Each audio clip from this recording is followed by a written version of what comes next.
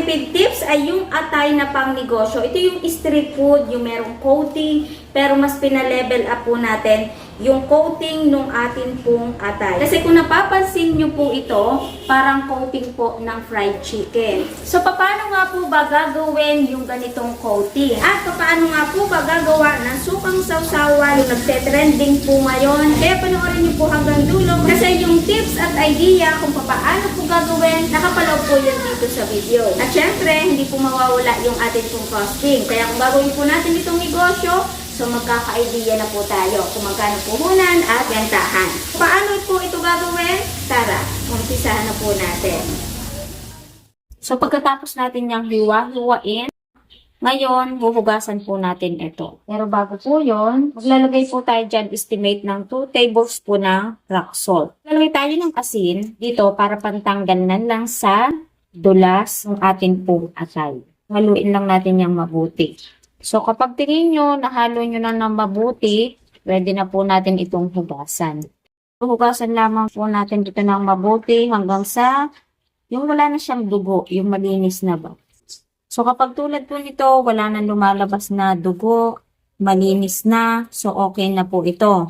So, ang sunod na po natin gagawin, patitik-tikin ko po muna ito. Kapag tik-tik na, titimplahan na po natin. So ngayon, ibababat na po muna natin yung atin pong atay. Ang atin pong pampalasa dito, gagamit tayo ng toyo, oyster sauce, maglalagay tayo dito ng wash sugar at saka paminta. Okay?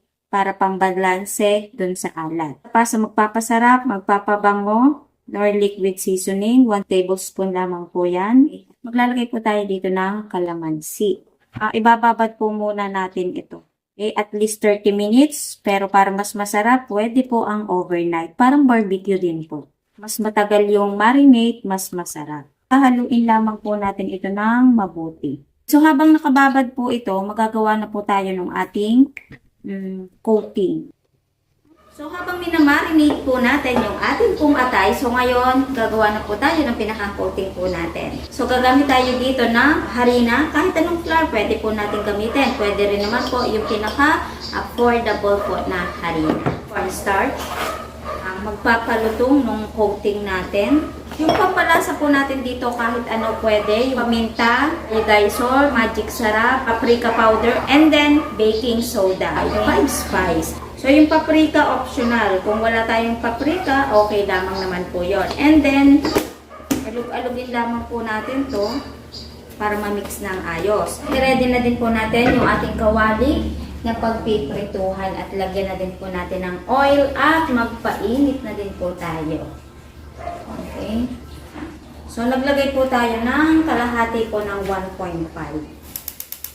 Para mas makapal po yung coating ng ating pong atay, kung gusto natin, magbubukod po tayo ng harina dito po sa tinimpla po natin. Tapos, lalagyan po natin ito ng tubig. Palalaputin lamang po natin, pero halimbawa naman, kung gusto nyo hindi ganun kakapal yung coating, so pwedeng idirekta na po natin dito yung ating pong atay and then alugin po natin. So, yung sukat ng ating pong tubig, tsansya-tsansya na lamang po ito kasi depende po sa flour na ibubukod po natin. Basta yung consistency niya, medyo malapot. So, itong ating mga atay, ilalagay lamang po natin dito sa pinalapot po nating mixture. So, i-dip lang natin. Pagkatapos, diretso na po natin dito sa mixture na dry. Tabunan lamang natin. Okay, so ganito lamang po yung gagawin po natin para maganda po yung coating. So, ang kalalabasan nito parang fried chicken, hindi mahalatang atay yung laman sa loob. Pagkatapos po nito, idediretso na po natin ito sa mainit po na mantika.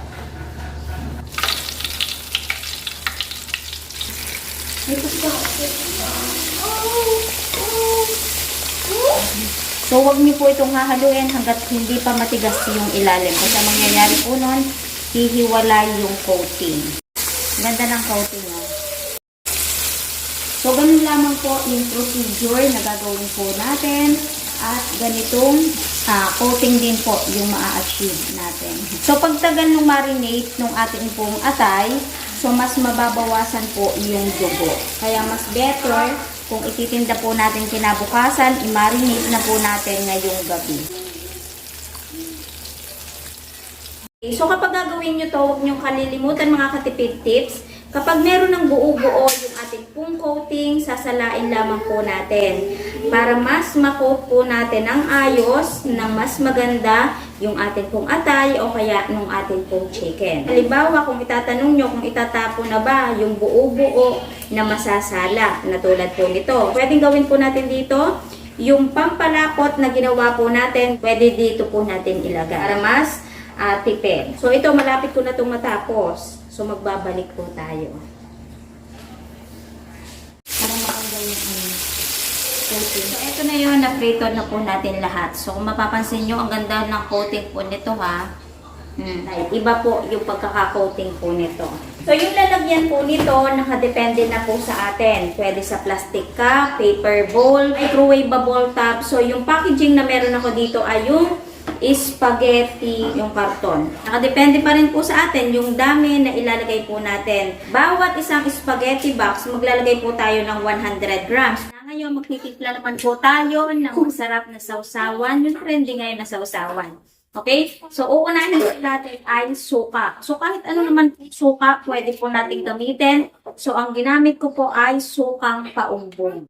Para sa akin, mas masarap and then mas affordable. Brown sugar, paminta at saka asin, pinagsama na po natin. So, gagamit tayo ng siling green. So, hindi na ako maglalagay ng siling pula kasi kakain din yung mga chikiting ko, baka hindi makakain. Pipino, magpapabango, magpapasarap din yan. At syempre, ito pong maraming sibuyas. So, mura po ngayon ang sibuyas. Damihan na natin. So, maglalagay po tayo dito ng kalamansi.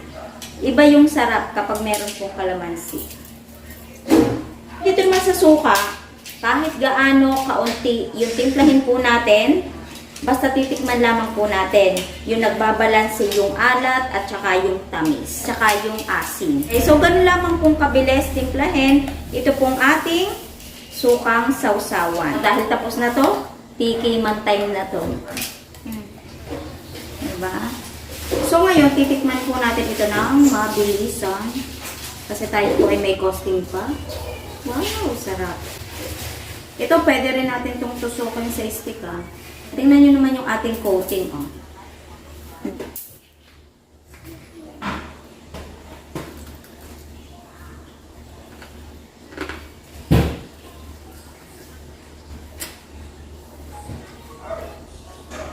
Sarap ng atay. Unang-una, yung atay po natin, malambot po yun. Yung pinaka-coating po natin, sobrang lutong po nito. So, maganda yung pagkaka-coating po natin ginagawa dito. So, pinakang lasa, napakalinamnam, napakasarap, napakabango.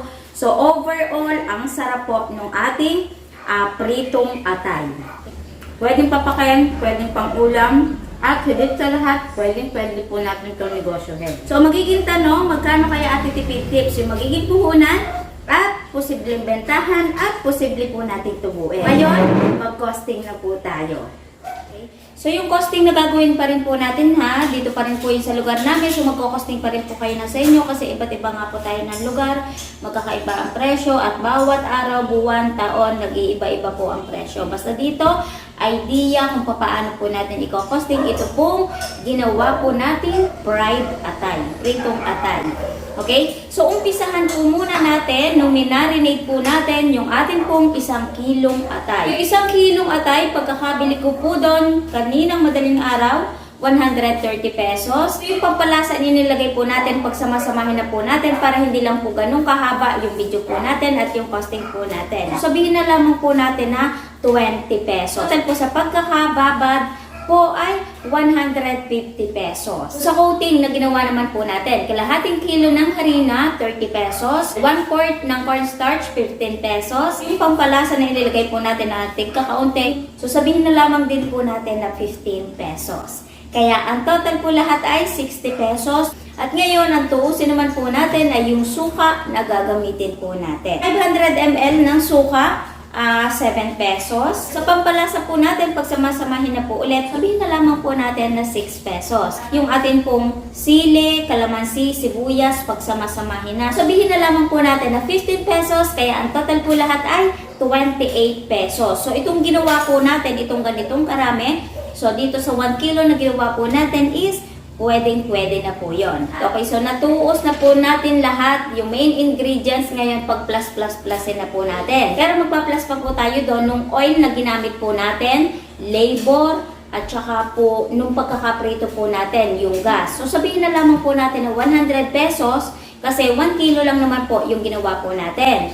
At kung ilalagay naman po natin sa packaging, hindi na po natin na 30 pesos kasi maglalagay pa tayo dyan ng sticker, and then kapag tinake out, maglalagay din po tayo sa plastic. Ang total po lahat ng ingredients po natin dito sa ginawa po natin ay 368 pesos. Ngayon, nung niluto ko na po ito, tinimbang ko po yon at tumitimbang ng 900 grams mahigit. So ito pwede nating ibenta ng per piraso, pwedeng 5 pesos ang isa, pwedeng 3 for 10 pesos, base po yon sa pagkakagayat po natin, or 7 piraso, 20 pesos. Okay, so nakadepende po yun sa atin, pero dahil inilagay ko siya sa box, dito ko po siya tutuusin. At naglagay po ako dyan ng 100 grams kada box, so i-divide po natin sa puhunan at papatak po ng 40.88 po kada 100 grams. So ito pwede nating ibenta na 60, 70, 80 pesos. Pero ako tutuusin ko po sa 60 pesos.